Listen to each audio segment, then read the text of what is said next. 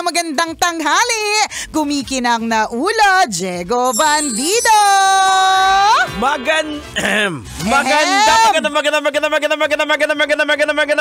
Magandang tanghali. Kumikinang ina. Aha. Nicole Liala. Sa lahat ng mga kabisyo natin na patuloy na sumusugod, lumalaban kahit pagod na, di ba? Nagpe-pretend na okay lang pero Correct. sa totoo lang sasabog na. Yeah. Shout out, di ba? Oo. Ganun po talaga. Ako para sa akin minsan tingnan na lang natin sa POV na masarap po kayang maging busy. Yan. tama. Masaya naman yung may pinagkakabalahan, may direksyon, may dahilan kung bakit ka napapagod. Mas Oo. mahirap yung napapagod ka tapos wala naman dahilan ng Yan. pagod mo, di ba? Mas nakakapagod. Parang nakakapagod yung katahimikan kaysa sa may ingay, Correct, diba? 'di ba? Parang ganon, 'di ba? Wala lang, sinasabi lang namin ito kasi may madami tayong mga kabisyo. Tayo din mismo, ikaw din mismo kabisyo, nararamdaman mo na bakit ganon? Pang ilang linggo pala ng January pero yung pagod ko pang December na. Parang pili mo parang ilang buwan na yung lumipas, ano? Totoo! January pa. Correct! Sa true lalo talangalong eklabo, di ba? Ganon. Ang daming ganap. Hindi, pero ang maganda naman dito, kabisyo, is always, kapag halimbawa napapagod ka, it's always, at nagkakasakit ka nang dahil sa pagod mo, Correct. always yung pagpapaalala sa'yo na, Yes. up! Kailangan mo magpahinga. Tama. Up! Bibigyan, sabi ni Lord, up! Ayaw mo man, pero bibigyan kita ng ubo. Yeah. Yan.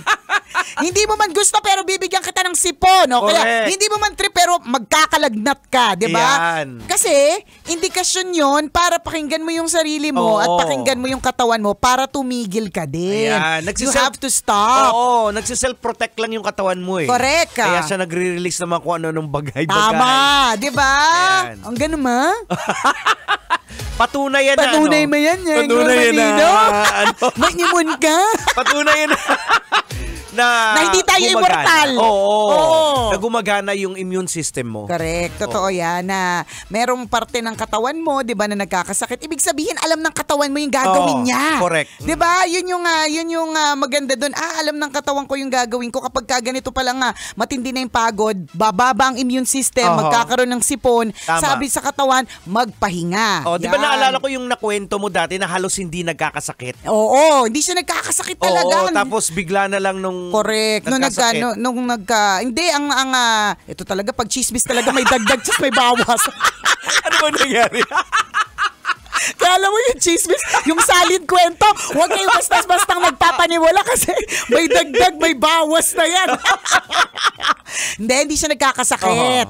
So kakilala ko to, hindi talaga nagkakasakit. Yung nagkasakit na lahat siya talaga hindi. Di ba yung, there's a time na pag may isang nagkabulutong sa inyo, lahat kayo magkakabulutong. Di ba? Parang ganyan. Tama. So siya hindi siya ganun. Wala talaga, Okay. hindi talaga tinatamaan ng kahit ano. Na nakakainggit sa totoo lang kasi parang never niya yata na-experience uminom ng gamot. Never na-experience na nahilo. Hindi niya alam kung ano ibig sabihin ng toothache. Alam mo yung ganon. Dahil sa sobrang lakas ng immune system niya. Correct, 'di ba? Pero, 'di ba? Pero ito lang pagpapaalala na hindi po tayo immortal.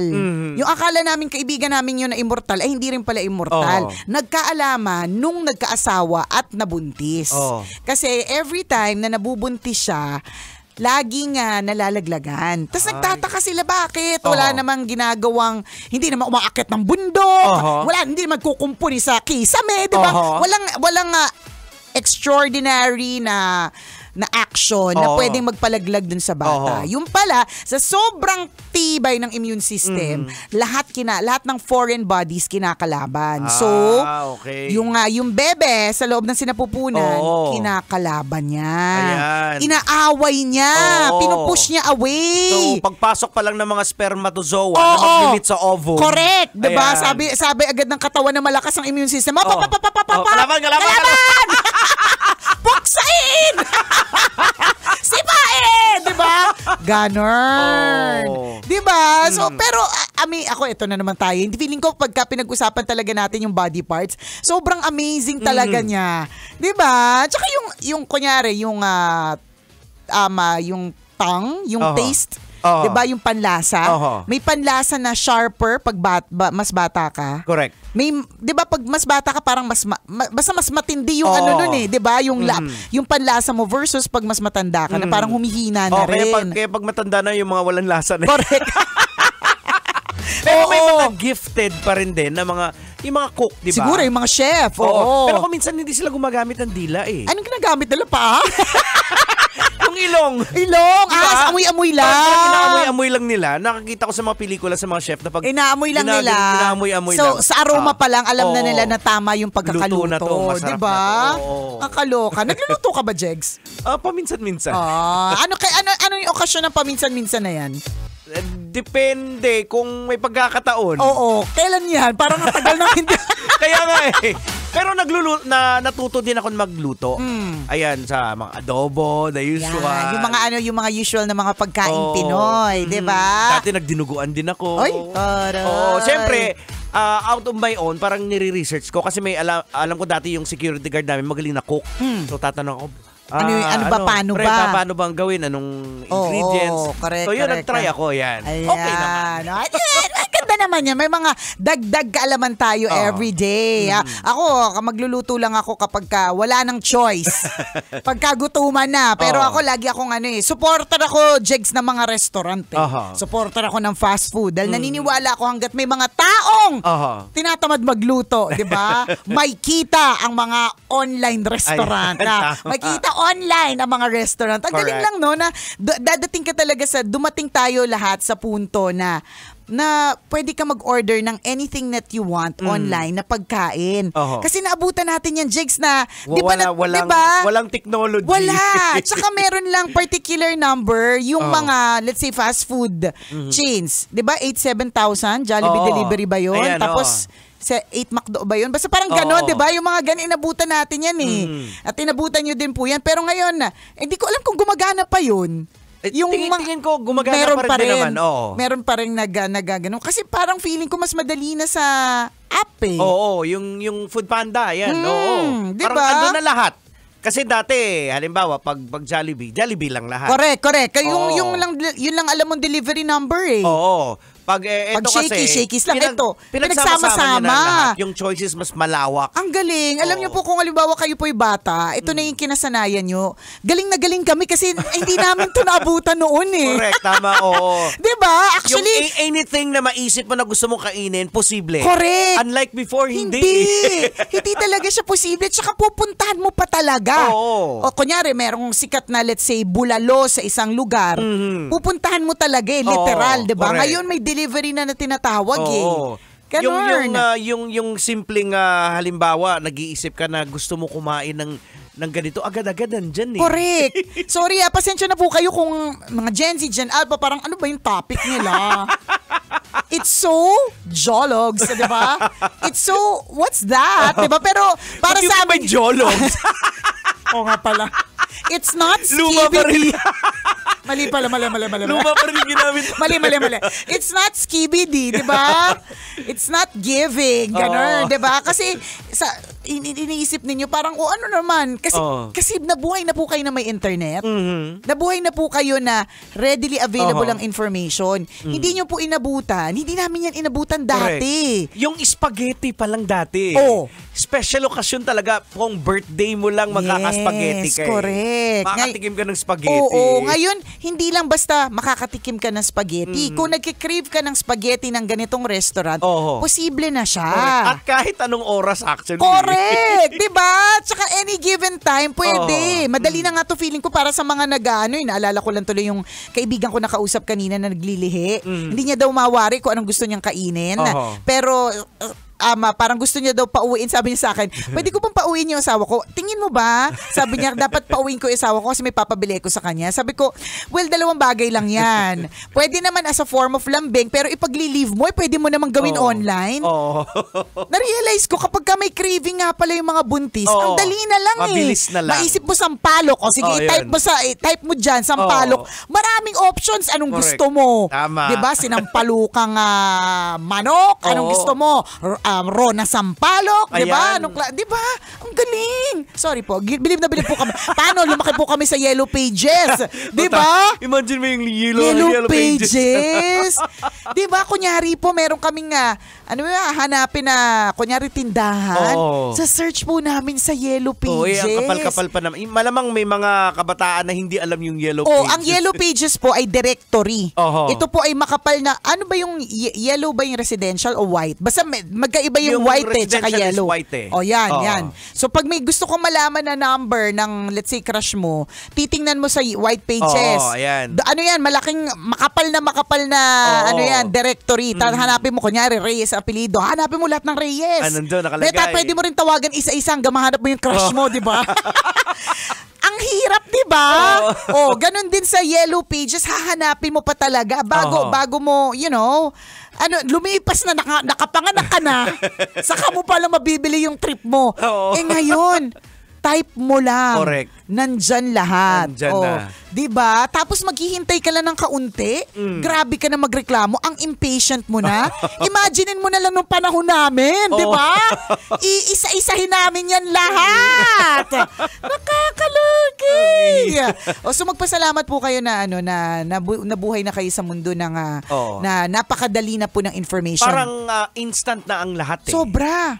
Halos nandyan na lahat talaga eh. Hindi Research. kagaya sa panahon natin talaga. Hindi talaga. Talagang paghihirapan mo pa. Correct.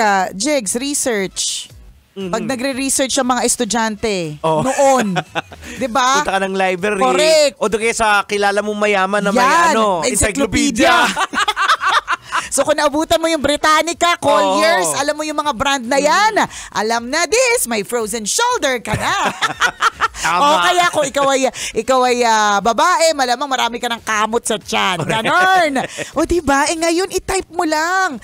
Kahit nga hindi mo nga, diba kapag kalimbawa, nag-iisip ka ng lyrics ng kanta o kaya may naalala ka isang bagay, i-type mo lang kahit mali-mali, itatama ng Google eh. Hindi, isa pa yung nabanggit mo yung lyrics, yung song hits dati. Oo, grabe. Yung ang classic dyan, lahat po ng mga batang 80s and 90s, hindi po tama yung lyrics namin sa mga kanta pag hindi kami nakabalik na bili ng song hits. Halimbawa, ang usong kanta noon na it's Vulnerable, di ba? Dahil hindi ko naman alam ang lyrics, ang ano ko doon, pag kinakanta ko siya, she's in love with them all. Like China in my head, she's in love with them all. Diba?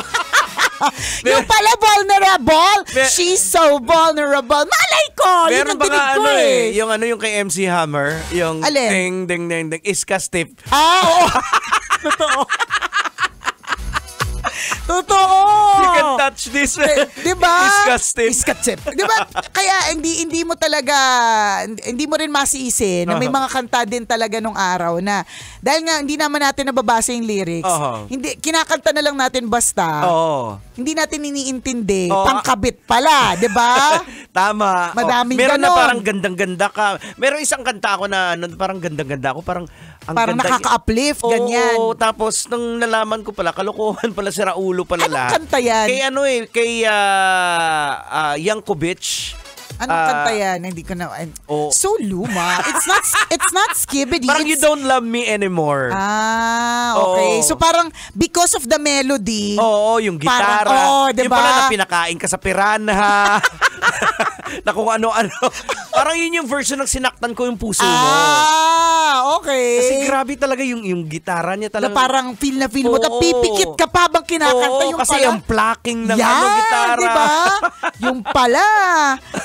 Yung lyrics, diba? Yung mga sinasaksak na pala sa kutsilyo. Pinapakain sa pirana. Kalain mo yun. Kaya maswerte po kayo na nandito po kayo sa mundo ng information. Pero hindi naman po porke ganon na marami pong kaalaman at ready po ang information. Ibig sabihin po nun ay hindi po kayo makikinig sa mas nakakatanda po sa inyo. Even in Spotify nga, may lyrics na rin pag nagpe-play ka ng song. Oo, meron. Diba? So, talaga? Given na talaga lahat, Jex. Sa atin dati, kung gusto mo yung kanta, i-record mo sa tape. Yan. Tapos, i-play mo. Tapos saka mo susulat. May ginawa akong ganyang klaseng content, Jigs eh. Ganyan. Yung parang, pe-play ko muna, tapos, parang gano'n. Pata. Tapos play ulit. Di ba? Ganon! Tapos hindi pa natin alam yung title. Hindi. Halimbawa, sa mga yung singing... 214. Oo. Anong, di ba Am I Real ang title natin? Akala natin. Hindi akala 214. natin Am I Real? Di ba? Request po Am I Real? Di ba? Meron din sasali sa singing competition. Anong kakantahin mo? Araw at gabi. O sige. Araw at gabi, ikaw ang hinahanap. Hindi naman yun yung title. Sayang na sayang. Kasi nga wala po kaming lyrics.com. Yung umpisa ng Am I Real? Yung Greatest Love of All, akala ko I Believe the Children yun. Kasi yun yung intro I believe the children are our future. Di ba? Ganon! So, uulitin lang namin na very good na magandang information. Pero makinig pa rin sa mas nakatatanda. Ha? Oras natin, 12:39. Ako pong kumikinang na ulo, Diego Bandido. At akong kumikinang ina mo, Nicole Liala. Kailangan pa bang i-memorize yan? Basic! Kailangan pa bang i-memorize yan? Love Radio. Basic!